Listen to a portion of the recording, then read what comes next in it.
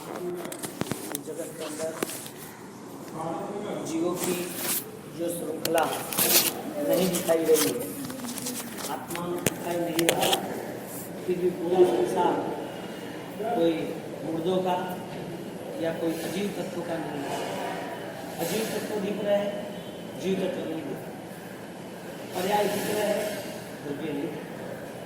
जितने भी पर्याय है उसका मुख्य आधार द्रव्य है, और द्रव्य को जब भी मोक्ष में जाना है, कर्माक्षय करने हैं, तो उनका आधार भी पर्याय की जरूरत है। एक दूसरे को सहायक बनने के बावजूद भी दृष्टि जो मान्यता उसका बदलाव वो महत्वपूर्ण है, क्योंकि द्रव्य जो है उसमें बदलाव लाने की कोशिश करोगे तो भी उसमें जो स्वरूप है, उसका जो क्रम है, उसकी जो सामर्थ्यता है वो बदल नहीं पाएगी।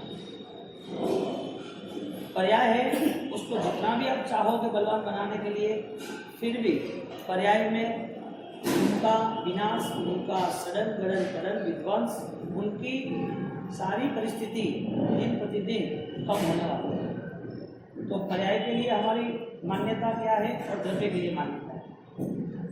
ज्ञान वो समझदारी का विषय है, वो इंफॉर्मेशन का विषय है, बुद्धि का विषय है। ज्ञान से तो कुछ कार्य कर सकते हो, लेकिन जो मान्यता है वो तुम्हारा अस्तित्व है, जो सोते वक्त भी तुम्हारे साथ है। सोते वक्त तुम क्रिया नहीं करते हो, सोते वक्त पर्याय एक्टिव नहीं, सोते वक्त पर्याय तुम्हारा क्या कर रहा है उससे कोई लेना देना नहीं है। मान्यता क्या है? जब संखारा पुरुष के साथ हम रात्रि को शयन करते हैं तो उसमें मान्यता का पूरा प्रारूप दिया गया। उसमें रात को सोते वक्त नमस्कार महामंत्र गिनते वक्त सर्व पापों का नाश करना, ये 18 पाप ये है, और वो पाप लेके यदि मेरी आत्मा दूसरे भोग में जाएगी, इससे अच्छा शरीर मेरे जो पाप हुए उसका मैं त्याग करता, उसके हमें प्रायश्चित करता। ये कौन बोलता है? जो द्रव्य को निश्चित तौर पे दूसरी अवस्था में ले जाने वाला है, पर्याय को दूसरी अवस्था में ले जाने वाला है ही। तो चार शरीर औदारिक, विक्रिय, आहारक जो दिख रहे हैं, जो स्थूल है, जो आप चाहोगे तो वो होने वाला नहीं है, वो बल से बदलाव आने वाला है। तेजस और कार्बन वो साथ में रहेगा। इतना विशाल देह हो, कितना बलवान हो, फिर भी वो कार्बन तक पहुंच सके तो ही वो फलदायक है। चीज कितने भी अच्छी हो, लेकिन फल ना दे तो। पानी दिख रहा है अच्छा है, लेकिन प्यास हो जाए तो वो पानी नहीं है। तो लिक्विड दिख रहा है वो ऑयल है, तो ऑयल और पानी भी सेम लगते हैं ट्रांसपेरेंट। तो जो पर्याय कार्बन शरीर को बदलने में उपकारी नहीं है, जो पर्याय से हम हमारे कर्मों को देख नहीं सकते, कर्म को दूर करने के लिए क्रिया नहीं कर सकते, कर्म को दूर करने के लिए स्वभाव नहीं बदल सकते, कर्म को दूर करने के लिए जीवन व्यवस्था नहीं बदल सकते, ऐसा कोई भी पर्याय किसी को भी मिला हो तो कोई काम का नहीं। क्योंकि पर्याय का फल द्रव्य पे उपकार करने का। तो कार्बन शरीर वो पर्याय है। तीन शरीर के जो पर्याय है वो आंखों के सामने दिख रहे हैं, आंखों से सामने छूट रहे, लेकिन जो कार्बन शरीर है वो नाम का जो पर्याय है, उसके तरफ, उसके वहां पहुंचना वही धर्म ध्यान है। उसको खिसकाना, उसकी अवस्था में बदलाव लाना वो धर्म ध्यान है। वो अवस्था बदलने के लिए मानव जीवन, उसमें जैन गुण, उसमें जैन दर्शन, उसमें भी मान्यता, ये सारी चीजें न हो तो उसके लिए ऐसे बहुत सारे मानव के जीवन मिलेंगे, लेकिन कोई फर्क नहीं। मानव जीवन मिलना वो हमारे लिए सुकून है कि मानव जीवन में हमें जैन दर्शन तक पहुंचना वो सुकून है।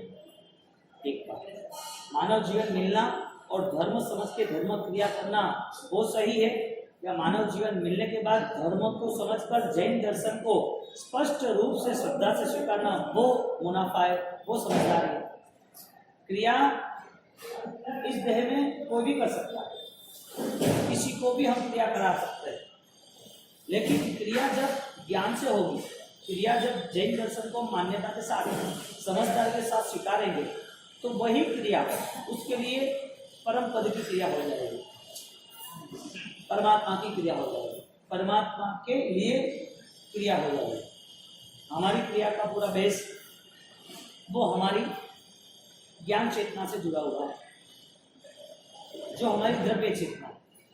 ज्ञानी कहते हैं कि द्रव्य चेतना के साथ भाव चेतना के साथ जुड़ना जरूरी है, द्रव्य चेतना से भाव चेतना तक पहुंचना जरूरी है। द्रव्य चेतना आपको इंफॉर्मेशन क्लियर करती है, शायद आपको धर्म की क्रिया में जोड़ देती है, शायद जैन धर्म के क्रिया पे श्रद्धा भी आपको तैयार कर देती है।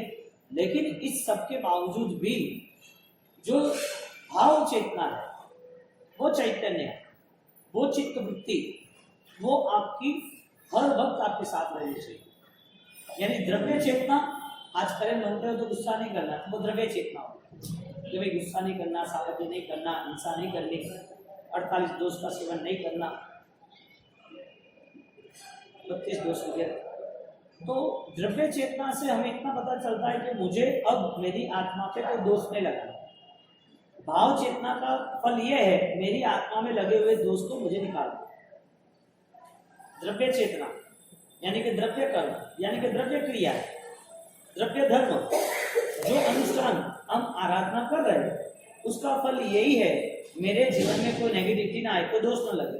तो हम क्रिया के नाम पर प्रतिक्रमण की क्रिया करते हैं तो कि नहीं, यहाँ कच्चा पानी आने गए, द्रव्य क्रिया बारिश आ रही है, अंदर चले जाओ। द्रव्य क्रिया अभी सामयिक की देर है, अभी नहीं पालेंगे, क्यों? जवाब क्या है? पाप होगी। हमारी मेंटालिटी क्या है? द्रव्य की चेतना, हमारी द्रव्य क्रिया, हमारा द्रव्य ज्ञान, धर्म प्रति हमारी विचारणा, हर कोई चीज को लेकर हमारा मन यही कह रहा है कि हमें पाप लगेगा, ये नहीं करना, ये गलत। ज्ञानी कह रहे हैं कि आप द्रव्य चेतना से और आपकी यात्रा को सक्रिय बना के आगे चले, भाव चेतना तक पहुंचे, यानी कि कार्बन वर्गना से आप मुक्त होने की तैयारी। कार्बन वर्गना से मुक्त होना यानी कि नेचर चेंज, जो आप सोते हुए भी वो नेचर आपका एक्टिव है, जागरूक है।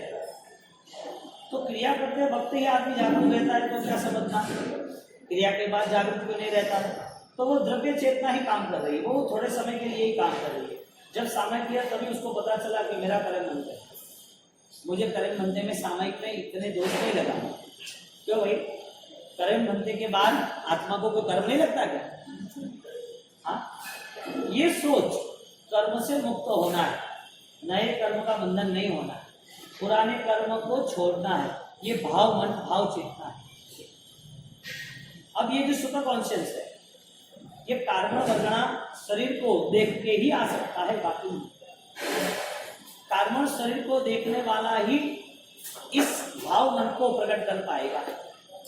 कारण शरीर नहीं दिखेगा और द्रव्य शरीर दिखेगा, जो दिखते हैं, जो स्थूल शरीर दिखेगा, वो अवतारी कारण तेजस, वो तीनों शरीर देखने वाला जीव, वो उसकी क्रिया भी उसी शरीर के नाते ही होगी, उसके भाव जो कारण शरीर है उसके नाते नहीं होगी। तो स्थूल शरीर स्थूल क्रिया, सूक्ष्म कारण शरीर सूक्ष्म क्रिया। स्थूल शरीर को लेके कहाँ पहुंचना है? स्थूल क्रिया तक पहुंचना है या सूक्ष्म क्रिया तक पहुंचना है? द्रव्य क्रिया तक ही हमें सीमित रहना है कि भाव क्रिया में सीमित जाना है? तो घटना क्या घट रही है? हमारा मॉडल देखे पूर्व का 50 साल की क्रिया होगा तो हम क्रिया के बाद हमारा पूरा स्वभाव जैसा था वैसा हो जाए। क्रिया का मूलभूत उद्देश्य इतना था कि स्वभाव में बदलाव आए। तो पूजा के टाइम पे बदलाव, बाकी बदलाव नहीं। दान देने में ही बदलाव, सामयिक में ही बदलाव, उपवास में ही बदलाव। तो भोजन करते हो तो उस वक्त क्या? तो ज्ञानियों ने कार्बन शरीर को चेंज करने के लिए, कार्बन शरीर में बदलाव लाने के लिए, कार्बन शरीर को देखने और वहां पहुंचने के लिए ज्ञानियों ने डायरेक्ट टारगेट बनाया, केंद्र बिंदु तैयार किया कि आप अपने स्वभाव को बदलें। बोलो, स्वभाव बदलने में निद्रा नहीं होती, स्वभाव बदलना वो धर्म नहीं होता। सामयिक में ही समता होती है कि सामयिक के बिना भी किसी की बात को लेट गो किया, मन को समाधान में ले गया, तो भी वो भी समता, वो धर्म है। तो धर्म कोई क्रिया के समय पे होता है कि धर्म वो पूर्ण अस्तित्व है आत्मा का। पूर्ण अस्तित्व है। बोलो सोते वक्त क्रिया है या नहीं है? आप सो गए कि आपका मन सो गया? हाँ, मन नहीं सोता, मन जागता। इसके लिए सपना देखता है शेख चल्ली की तरह, राजा महाराजा का, ये कमाना वो कमाना, यहाँ जाना वो जाना, ये करूँगा वो करूँगा। वही सोच उसके सपने में ट्रांसफर होती है, वही सपना उसको रात को भी उसको सक्रिय बना देता है। तो दिन भर की सोच रात को पकड़ लेती। तो ज्ञानी कहते हैं तुम्हारे मन को परखने के लिए तुम्हारे पास सूक्ष्म मन यानी कि भाव क्रिया है या नहीं। तो क्रिया करते वक्त उसको वो तैयारी करनी थी, जो क्रिया हो रही है उसी समय उसको तैयारी करनी थी कि अब नए 23 या 22 या 20 घंटे मेरे वही मन वाले होने चाहिए। क्रिया न हो तो भी मन वो होना चाहिए। क्रिया का निषेध नहीं है, उसी शर्त पर। अब क्रिया इतनी तेज मन वचन काया मणिनम माय कायणम न करे न कार्य, उतने वो मन की क्रियाओं को, वचन की क्रियाओं को, काया की क्रियाओं को, उस क्रियाओं को योगिक क्रिया यानी कि योग की ऊंचाई पे ले जाके और वो क्रिया से अभी आगे मन वचन दंड काया दंड, वो दंड यानी कि वो पेनल्टी वापिस ना आए सिर पर, यानी कि मन वचन काया से वापिस नए कर्म का बंधन ना। बोलो कार्बन शरीर से मुक्त होना इज द रिवर्स साइकोलॉजी, नए कार्बन शरीर का बंध नहीं होना। तो क्रिया के समय पर कार्बन शरीर मुक्त करना वो जरूरी है, क्रिया के बाद भी कार्बन शरीर से मुक्त होना वो लक्ष्य है। द्रव्य मन उसके भाव उनको जगाता है, द्रव्य चेतना भाव चेतना को सक्रिय बनाता है, भाव चेतना उसकी स्वभाव बन जाती है उसके जीवन में। वो अब कहीं पर भी उसको किसी व्यक्ति पर अपराध भाव, दुख, वैर भाव ऐसा आता ही। जो कोई घटना है उस घटना में वो राजी, जैसे हरि की इच्छा, जैसा वो रखे कैसे रहे। मन को हर वक्त कॉम्प्रोमाइज कर ले जाता है, हर घटनाओं को लेकर वो तालमेल करके कहीं पर भी डिस्टर्ब नहीं होता। बोलो धर्म की क्रिया के बाद मन में घटना चलती है, मेरी देरानी को ज्यादा है, जेठानी को ज्यादा है, बहू को ज्यादा है, सास को कम है, सास ने ऐसा बोला, पति ने ऐसा बोला, पत्नी ने ऐसा बोला, ससुर जी ने ऐसा बोला, पड़ोसन ने ऐसा। इतनी छोटी छोटी बातों को लेके हमें मिला हुआ भाव मन को प्रकट करने का अवसर यूं ही हम जला के खाक कर देते। बोलो मन की शांति इतना बड़ा फल है, इतनी आनंददायक फल है, लेकिन उससे हम जुड़े नहीं, क्रिया से हमें जुड़ना पसंद। ज्ञानी कहते हैं कि द्रव्य क्रिया आवश्यक है, भाव क्रिया में प्रवेश करना, अकेली द्रव्य क्रिया नहीं चलेगी। मैंने कल बोला था मोक्ष में 2 रथ है, रथ के पहिए 2 है मोक्ष में जाने के, और वो क्रिया और ज्ञान का नाम। और क्रिया और ज्ञान के नाम का यदि पहिया में से एक भी पहिया ठीक नहीं होगा तो गति थम जाएगी, रुक जाएगी। तो योगिक क्रिया में कारण शरीर को छोड़ना है। तो 3 शरीर पहले आप समझ लो स्थूल है, तीनों शरीर स्थूल है, औदारिक मैत्रीय आहार। वो तीनों शरीर में रही हुई चाहे कितनी घटना हो, चाहे कितनी वेदना हो, चाहे कितनी पीड़ा हो, चाहे कितना भी सुख हो, तीनों शरीर से जुड़ा हुआ कोई भी सुख कभी भी वो क्षणिक है, कभी भी खत्म हो सकता है। 3 शरीर वो तुम्हारे साथ रहने वाले नहीं है।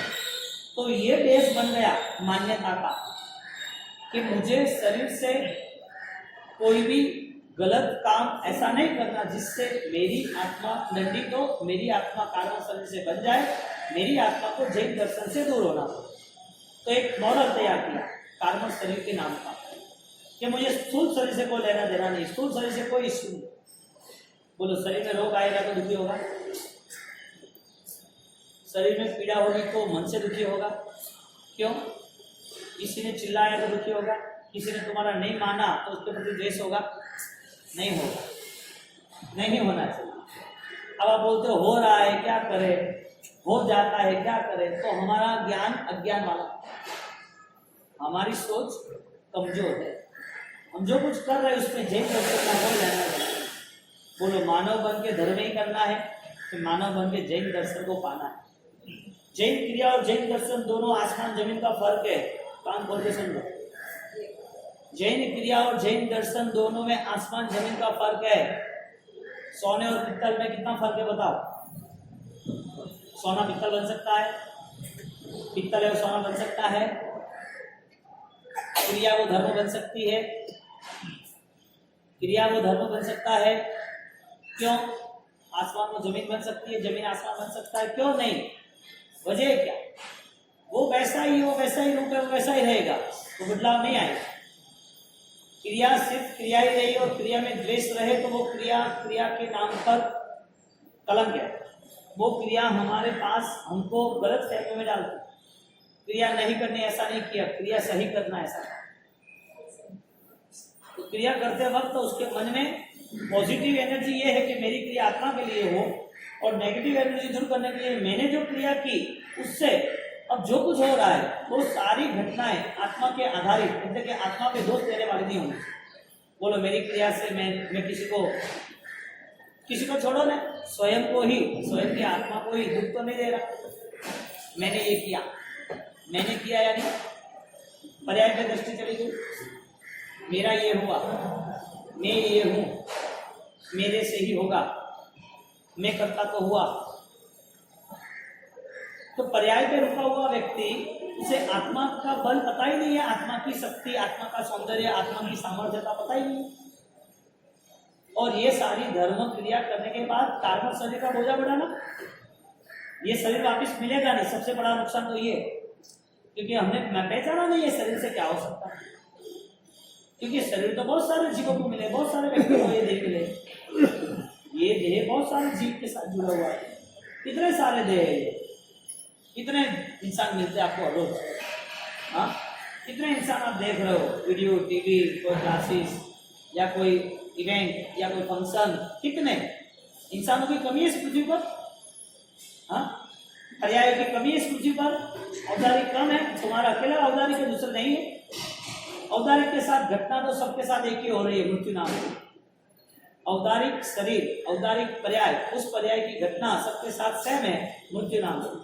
लेकिन इस औदारिक में यदि हम थोड़ी डिग्री क्लियर करें, थोड़ा हम भेद करें कि इस औदारिक में क्वालिटी अच्छी सी देह किसकी है, श्रेष्ठ देह किसका है, तो आंसर है, जवाब है, जो कार्म शरीर दूर कर सकता है वही देह, वही औदारिक, वही पर्याय उपकारी है। यानी कि इस भव जैसे हजारों भव मिलेंगे, इस संसार जैसे हजारों संसार मिलेंगे, इस शुक्र की सामग्री की तरह हजारों सामग्री मिलेगी। ज्ञानी कहते हैं मिला और छोड़ा, मिला और छोड़ा, कोई रिजल्ट नहीं। आगे तुम्हें नए 100 साल में वापिस ऐसा ही जन्म, वापिस ऐसा ही जीवन, हजारों लाखों साल जीते, कार्बन शरीर तक नजर ही ना आई।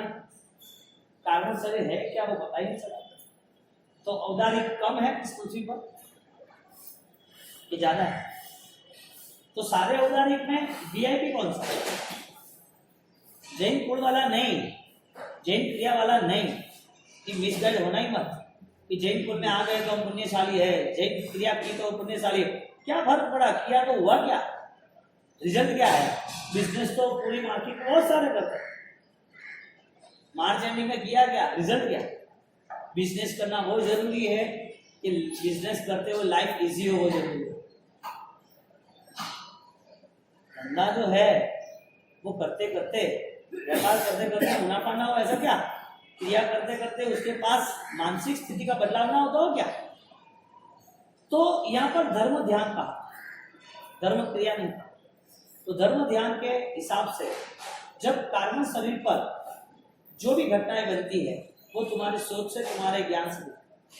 कार्बन शरीर बढ़ाना कम करना वो तुम्हारे लिए भगवान और गुरु पर है ही। भगवान और गुरु तुम्हारे कार्बन शरीर कम नहीं करेंगे, वो सिर्फ अपने को गाइड कर रहे हैं कि तुम जीत जाएगा, पालन करो। मैंने किया, मैंने आदर्श बनाया 18 पापों के त्याग का, इसके लिए तुम मेरे पास आते हो। तो तुम मेरे पास आए हो तो सुनो, तुम्हारा हिस्सा धर्म का तुम अपना और आगे बढ़ो। तुम समझ में बैठे हो तो मैं तुम्हें धर्म की बात सुनाऊंगा। मैं कुछ देने वाला नहीं हूँ, न तुम्हारे दुख दूर करने वाला। तुम्हें तुम्हारे स्वयं के जीवन को ही बदलना पड़ेगा। बोलो, कर्म का बदलाव किसी और से होता है कि स्वयं से होता है? सुख कोई और देता है कि स्वयं का उदय आता है तो ही मिलता है? हाँ, देव गुरु और धर्म, इसमें देव और गुरु निमित्त कारण है और धर्म हो हमारा समाज स्वयं का वो उपादान कारण निश्चय। हमने क्या हवाला रख दिया, सौदा का रख दिया, भगवान और गुरु सब कुछ कर ले, भगवान और गुरु सब कुछ कर ले, तो भगवान तो सबका करता है ना, तो फिर सब कुछ करता तो सबका ही करता है। तो मान्यता हमारी गलत है, सबसे बड़ी बात। तो जितना पाप हम क्रिया से नहीं करते उससे 100 गुना पाप मन से करते, मान्यता के आधार पर। ज्ञानी एक ही जोर लगाते हैं, पहले विचार में बदलाव लाओ, क्रिया के पाप तो तुरंत साफ हो जाएंगे, इतने बड़े। जब आपके आंखों में से आंसू आएंगे, बिलीव होगा, पता चलेगा कि मैंने इतनी सारी गलत फहमियां और गलत कार्य किए, तो वो मन जितना जितना सुधार पे और मन के विचार जितने सही बनेंगे और विचार के सारे पश्चाताप होगा। ज्ञानी कहते कि 100 साल का पाप यदि आपकी 100 घंटे की या 100 मिनट की या तो सिर्फ ही 100 सेकंड की सोच यदि गहरी हो गई सम्यक दर्शन की, तो लाखों करोड़ों भवों के पाप साफ हो जाए। बलवान कौन, क्रिया या ज्ञान? इसका मतलब क्रिया छोड़ देनी नहीं, क्रिया ज्ञान सहित दोनों रथ के पहिए। तो हमारे पास क्रिया भी पावरफुल, क्यों? क्योंकि द्रव्य की दृष्टि नहीं, आत्मा के लिए विचार नहीं है, पर्याय के लिए ही सब कुछ कर रहे हैं। तो पर्याय जितने भी मिलेंगे, जैसे भी मिलेंगे, तो वो पर्याय कर्म के उदय के आधारित है, वो पर्याय बदलने वाले, वो पर्याय पुण्य होगा तभी है, उसका विश्वास नहीं है। बोलो, पैसे के लिए तुमने मेहनत की 50-20 साल, समझो 25 साल की उम्र से स्टार्ट की, तो 20 साल की उम्र यानी 20 साल के एवरेज आपने कमाए, 50 साल तक आपने 5 करोड़ रुपए इकट्ठे किए। जवाब दो, कैसे आए 5 करोड़ रुपए? मेहनत से और पुण्य से। 5 करोड़ रुपए मेहनत और पुण्य से आपको मिल गए। 5 करोड़ रुपए का आप कोई फिक्स डिसीजन, कोई फिक्स नियम ले सकते हो कि 50 साल के बाद आपके 5 करोड़ रुपए नहीं जाएंगे। 50 साल की उम्र है तो आपको नुकसान नहीं आएगा, जीएसटी नहीं लगेगा, कोई कुदरती आफत नहीं आएगी, कोई पैसा गलत फहमियों से कोई आदमी चीटिंग नहीं करेगा। आप कह सकते हो कि 50 साल की उम्र में नुकसान नहीं आएगा। जो 20 साल हमारा पुण्य था, जो 20 साल पुण्य को इकट्ठा करते करते 20 साल के पुण्य के उदय से हमने 50 करोड़ या 5 करोड़ कमा लिए, तो क्या वो 5 करोड़ पुण्य का उदय है? तो पुण्य के उदय में आपको 5 करोड़ मिलेगा, तो उसका रिस्क है कि नहीं? वो अनबैलेंस्ड है कि नहीं? वो चला जाएगा नहीं जाएगा? हाँ या ना? फाइनल क्या आपने कमाया वो रहेगा ही? हाँ, जा सकता है, जाएगा, कई लोगों के बैठ।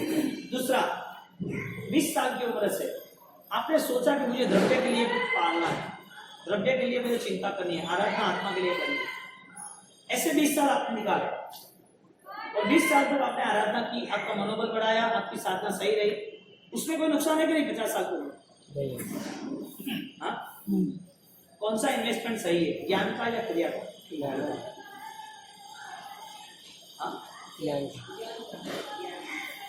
क्रिया नाम का पुण्य मिला तो पुण्य का अनबैलेंस है, ज्ञान से पुण्य मिला लेकिन पुण्य जाए तो जाए, ज्ञान नहीं जाए। महीना का ज्ञान गया, क्रिया गई, कुछ नहीं गया, क्योंकि ज्ञान क्रिया को पकड़ के लेता है। ज्ञान द्रव्य दृष्टि, अध्यात्म की दृष्टि उसे हर जगह पर स्थिर रखता है। मैना ने क्रिया कम की थी, होली के साथ साथ मैना के जीवन में जब ये घटनाएं बनी, शिपाल धवल राजा शिपाल को डाल दिया नीचे दरिया में, तब उसके पास स्मरण रूपी क्रिया, परमात्मा का स्मरण किया, नवपत जी का स्मरण किया, और स्मरण करते जैन धर्म की रक्षा करना, आत्मा के भावों को और बड़े एहसास को सीखना है। धर्मीय आत्मा यानी कि आत्मार्थी आत्मा, वो जहां झुके वहां मंदिर। ऐसे भ्रम में नहीं रहना कि हम आत्मार्थी इसके लिए मंदिर में जाए, ऐसे भ्रम में नहीं रहना कि मैं भोजन कर रहा हूं तो मैं उपवास हूं, ऐसे भ्रम में नहीं रहना कि मैं क्रिया नहीं कर रहा हूं लेकिन मन की क्रिया चल रही। ये सारी बातें सुन के लोग गलत रास्ते चल रहे हैं। हमारा मन का धर्म तो है ना, मन से तो गलत किसी का काम नहीं है, हम तो अच्छे ही आदमी है ना, हमसे उसे कितना अच्छा कर, हम किसी का बुरा नहीं बोलते। ये ट्रैक गलत हो। बोलो, 20 साल पुण्य के साथ रहे, पुण्य का उदय आया और वो इन्वेस्टमेंट जो किया था धंधे में वो 5 करोड़ का आपको इनकम आया। वही 20 साल आपने ज्ञान में, श्रद्धा में इन्वेस्टमेंट किया, 50 साल की उम्र में गया क्या? जो स्थूल होता है वो चला जाता है, वो नियम। जो पर्याय है वो कभी आपका नहीं, हो नहीं। बोलो 50 साल तक भी आपके पास 500 करोड़ हो और 80 साल तक भी आपके पास 500 करोड़ हो, तो वो पर्याय आपका छूटना है कि नहीं छूटना है? तो 80 साल तक मेहनत किसकी करनी? क्रिया की करनी या सफल क्रिया की करनी? द्रव्य की मेहनत करनी या पर्याय की मेहनत करनी? क्योंकि हमने देखा था पुण्य रूपी कर्म वो पर्याय है, क्रिया रूपी व्यवहार वो भी पर्याय है, और सुख की सामग्री जितनी मिली वो भी पर्याय है, शरीर वो भी पर्याय, सारे पर्याय। अब इतने सारे पर्याय है तो फिर द्रव्य की बात कब करें? बोलो 80 साल, 50 साल, 100 साल या वो किस में गए? पर्याय में गए या द्रव्य में? सबसे महत्वपूर्ण बात है ये मानव जीवन में हमें समझदारी मिली, क्योंकि ज्ञानी ने साधु जीवन को भी सुदेव सुगुरु सुधर्माधु कुदेव कुगुरु कुधर्म परियरु, वहां पर स्टेटमेंट है कि आप आपकी द्रव्यार्थी क्रिया को, यानी कि साधु के वेश में भी आपकी अध्यात्म की क्रिया नहीं रही तो वो भी क्रिया है, पर्यायी हो जाए। वो क्रिया द्रव्यार्थिक नहीं बनी, आत्मा की क्रिया नहीं बनी।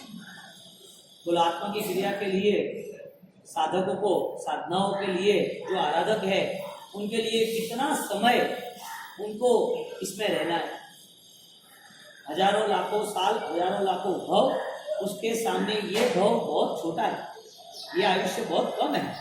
तो हमारे 22 घंटे तो कहाँ जा रहे पता ही नहीं, आधे घंटे पूजा करते नहीं करते पता ही नहीं है, सद्रव्य से पूजा करना नहीं करना कुछ पता ही नहीं। अब बताओ क्रिया कितनी बलवान है, रोज आराधना होनी ही चाहिए। और रोज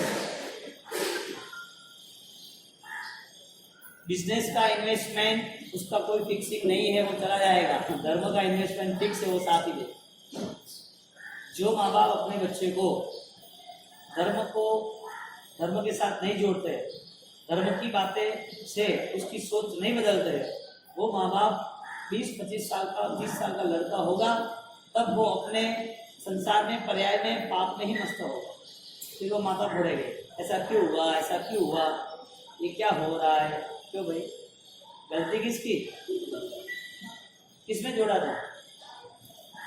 कुम्हार को जो बनाना वो बनाए, घड़ा बनाया, पौड़िया बनाया माटी का, कुछ नहीं बनाना नहीं बनाया।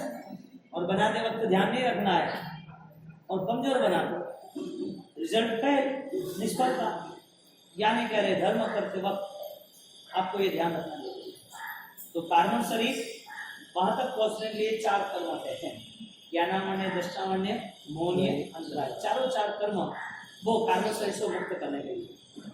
हमारी बुद्धि ये रही कि जो अघाती कर्म है उसको पकड़ के रखें। तो आज का फाइनल मैसेज ये है, दुख आने पर कभी दुखी नहीं होना।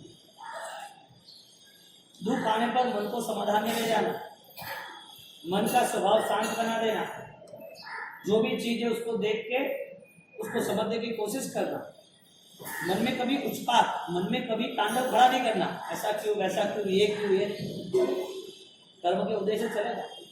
3 दिन का बुखार आता है कि नहीं आता है, तब धमाल क्यों नहीं लगता?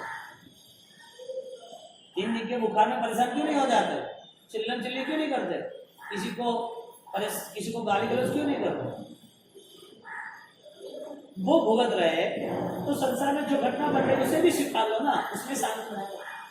कार्बन शरीर को मुक्त होने का एक ही रास्ता है, राग द्वेष कम, मंद हो जाए, जो कुछ है उसमें अटैचमेंट कम कर दे, वो होता है, चलता है, चल रहे। फूल की तरह रहना सीखो, सुगंध सबको देना, ये लेना तो कहीं नहीं, हमारा स्वभाव है देना। ऐसा द्रव्य का, आत्मा का स्वभाव है, हम अच्छी तरह जिए, हम कर्म बंद नहीं करते। ठीक है, विद्राक्य स्वामी परम स्वामी